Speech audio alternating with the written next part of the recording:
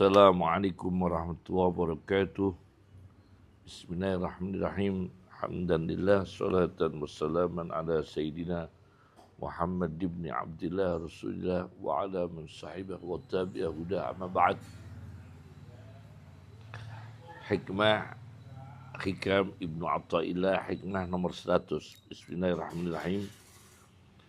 Khairu awqatika, utawi luweh baguse waktu-waktu sira, waktumu yang terbaik iku waktu tasyhadu kang menyaksikan sapa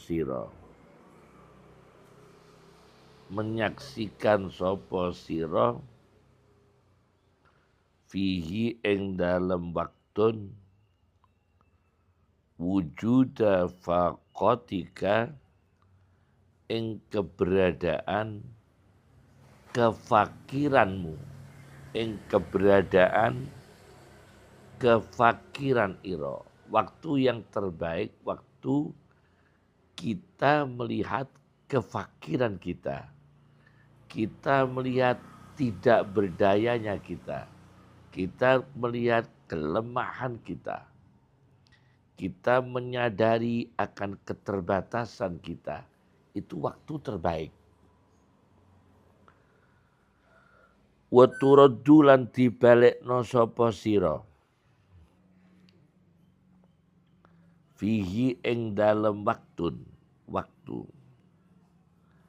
ila wujudi zillatika, maring wujude kerendahan ira, ila wujudi zillatika, maring wujude kerendahan ira, yaitu waktu kita diingatkan dengan rendahnya kita diingatkan atas kekurangan kita.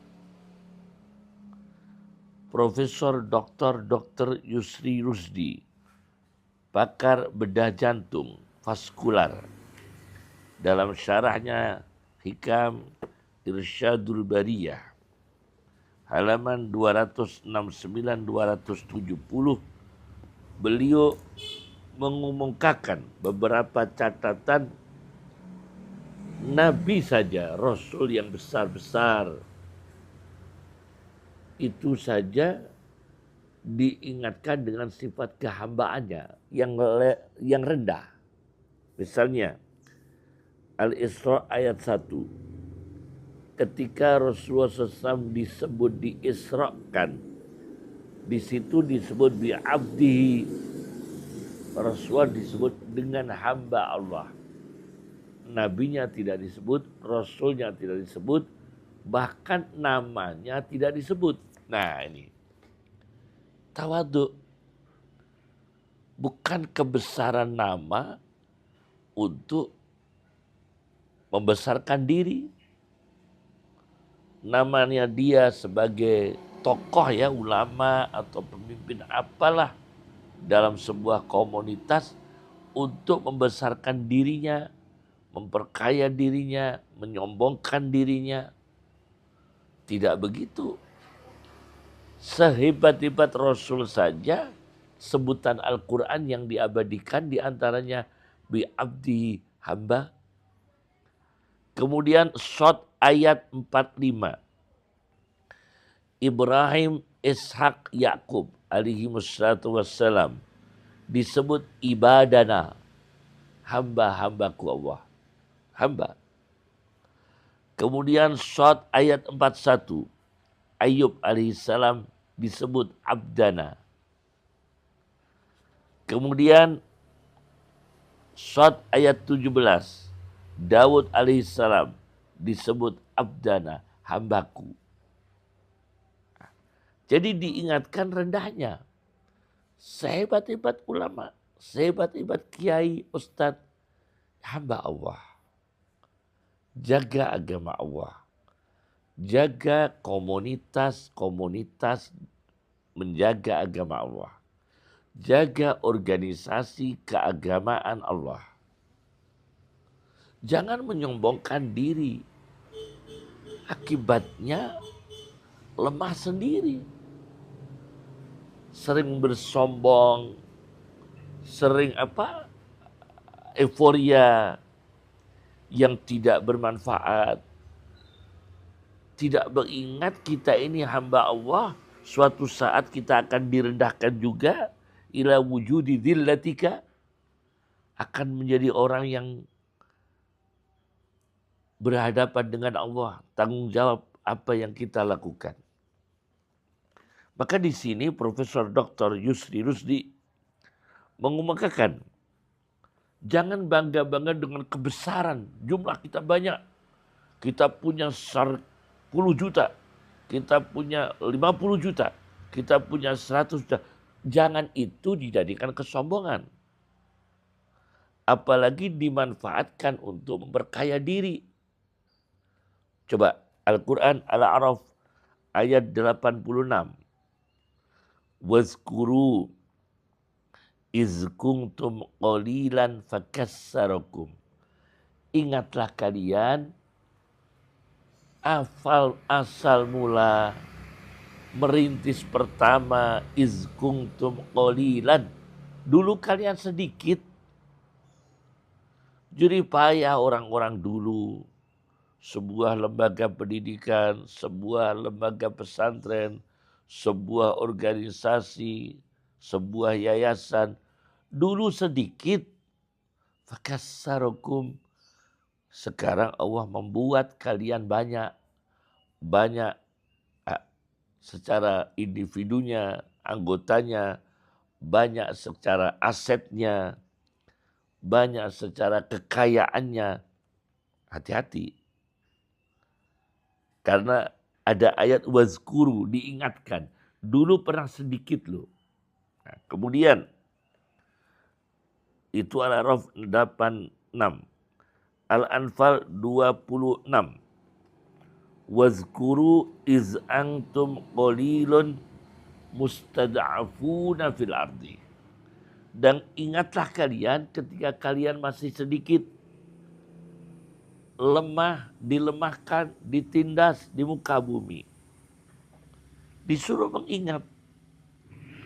Suatu ketika level manusia itu bisa mengalami sirkulasi, bisa mengalami summa radadnahu asfala safilin, yang atas ke bawah, yang bawah ke atas. Itu bisa terjadi. Oleh karena itu, sebagai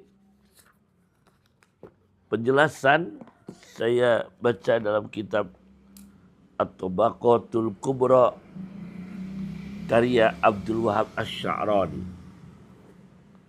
Ensiklopedi tokoh-tokoh sufi At-Tabaqatul Kubra karya Abdul Wahab Asy-Sya'rani. Nama lengkapnya Lawaqihul Anwar fi Tabaqatil Ahyar. Saya baca di sini. Bangga dengan kealiman. Bangga dengan keulamaan. Bangga dengan kekiaian. Bangga dengan intelektual. Bangga dengan profesornya. Coba saya baca di sini. Abdul Wahab Asy-Sya'rani, pengarang At-Tabaqatul Kubra ini, Abdul Wahab Asy-Sya'rani, bukan Ibnu Arabi ya. Tapi di sini di halaman 5, beliau mengungkapkan surat yang dilayangkan Muhyiddin Ibnul Arabi, sufi besar, kepada tokoh ahli sunnah dunia saat itu, Syekh Fahruddin Ar-Razi, yang punya kitab Mafatihul Ghaib Ar-Razi atau At-Tafsirul Kabir. Isi suratnya,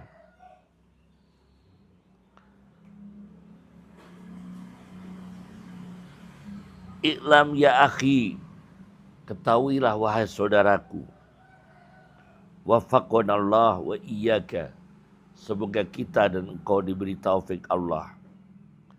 Anna rajula la yakmulu indana fi maqamil ilmi, Sesungguhnya laki-laki tidak sempurna bagi kita kaum sufi di dalam level, di dalam kelas, di dalam posisi seorang berilmu hatta yakuna ilmuhu anillahi azza wa jalla bila wasitah, sehingga dia dengan bersihnya hatinya, dengan riyadhahnya, dengan sterilnya hati, sterilnya akhlak, tidak punya dendam, tidak punya rakus, tidak punya bangga diri, tidak punya euforia duniawi, ilmunya laduni dari Allah, bila wasitah, tanpa perantara, min naklin, tidak nukil kitab ini, au syaikhin, atau bahkan tidak nukil dari guru, ilmunya menemukan laduni dari Allah. Kata Ibnu Arabi, ini sempurna. Fa inna man kana ilmuhu mustafadan, maka sesungguhnya orang yang ilmunya diambil faidah, min naklin, dari nukil kitab-kitab, au syaikhin, fama rab, atau dari guru-guru, fama barika anil ahdi, maka dia tidak berhenti-henti mengambil anil muhdatsati, dari sumber-sumber yang baru, yakni dari makhluk dari makhluk, dari makhluk.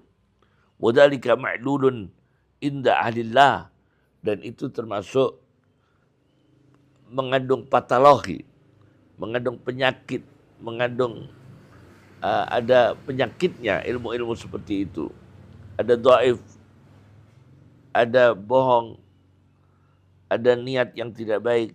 Wadzalika ma'lulun inda ahlillah, menurut ahlullah azza wa jalla, maha mulia Allah, maha agung Allah.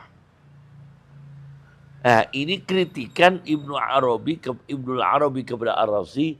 Jangan membanggakan akal, jangan membanggakan intelektual, jangan membanggakan diskusi, jangan membanggakan apa itu dia mubahasah, berbangga-bangga dengan usul fikihnya, akhirnya merumuskan ijtihad yang yang diarahkan pada materialistik, ijtihad fikih yang diarahkan pada mencari kekayaan duniawi untuk melegalkan, membenarkan nafsunya. Ini yang disebut penyakit-penyakit ilmu dari guru, dari manusia, kata Ibnu Arabi. Nah, bukan berarti kita ini kemudian jangan mengaji kepada orang, bukan begitu. Saya sendiri ilmunya pakai kitab. Kita pakai guru, para ulama-ulama soleh berguru. Maksudnya jangan bangga diri, jangan menyombongkan itu. Tadi ayat Qur'annya, jangan menyombongkan jumlah kita besar, tapi rapuh. Jangan begitu. Yang besar ini pelihara. Itu kita sebagai ulama misalnya, jangan banggakan keulamaan kita, tapi berusaha dengan riyadhah, dengan tahdibun nufus, membersihkan hati untuk mendapatkan ilmu di samping ilmu yang tekstual, ilmu yang dari buku-buku, dari kitab-kitab, tapi dari ilmu yang mengakses langsung dari Allah Subhanahu wa ta'ala, yakni ilham, inspirasi dari Allah Subhanahu wa ta'ala. Ini yang dimaksudkan Ibnul Arabi kritik kepada Fakhruddin Ar-Razi. Oleh karena itu, sebagai penutup, di dalam kitab Al-Jawahir fi Tafsiril Qur'anil Karim, karya Asy-Syaikh Tantawi Jauhari, juz 5 halaman 51. Beliau mengatakan begini.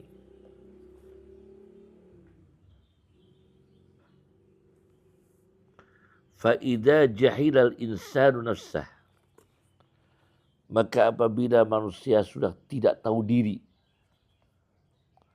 orang tidak tahu diri, kata Asy-Syaikh Tantawi Jauhari, fi qaulihi ta'ala, diisyaratkan dalam firman Allah, wa'lamu annallaha yakhulu bainal mar'i wa qalbihi, Dan ketahuilah kalian, sesungguhnya Allah membuat tabir antara manusia dan hatinya, yakni manusia tidak tahu diri. Fahuwa yajhalu al-majmu', tidak tahu secara total. Wa wajibahu, tidak tahu kewajibannya sendiri. Dia korbankan perjuangan Islamnya, dia korbankan masjidnya, dia korbankan madrasahnya, dia korbankan lembaganya, dia korbankan organisasinya. Litarakumis syahwat, karena menumpuk-numpuknya syahwat. Syahwat materi, syahwat popularitas, syahwat untuk menghakimi orang lain, syahwat antagonis dengan pihak lain.